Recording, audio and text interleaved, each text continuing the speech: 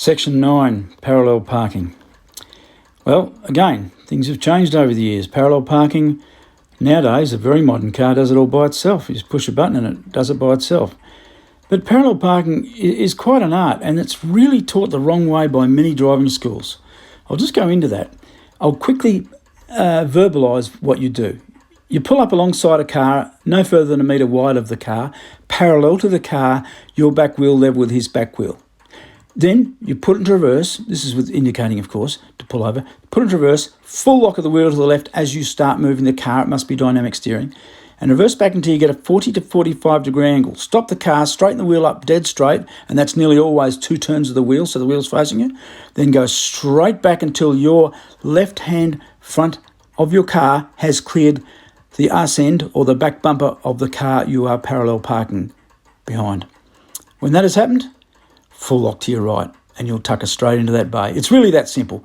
Any driving school that teaches you line up the mirrors and the moon and the sky and the sun and check out door handles and all that sort of crap is not doing it right. It's got to be generic for every vehicle.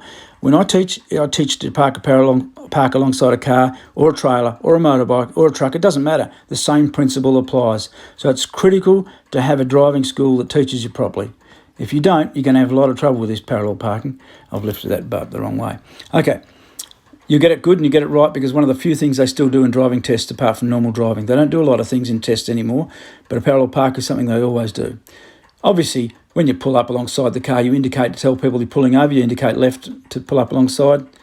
You stop in the correct position, as I mentioned before. Rear wheel level with his rear wheel or back to back. You don't go past the bloody car. It doesn't work.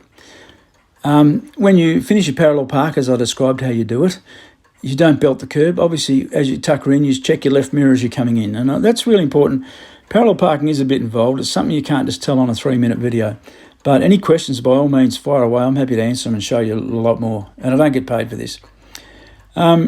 Parks illegally. Obviously, some driving assessors are proper arseholes. They'll make you parallel park in a wheelchair bay. They'll pull up alongside and say, back in behind this car, and it'll be a wheelchair bay, and they're just trying to be smart.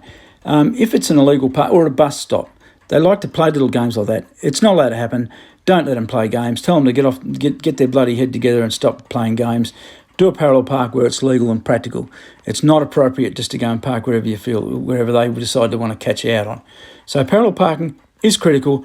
Learn properly. Learn from a driving school that doesn't teach you a special way. It's got to be a generic way. It's got to be the proper way. And have a lot of practice. Get good at it and get fast at it, even though you're allowed to have 3 minutes to do it.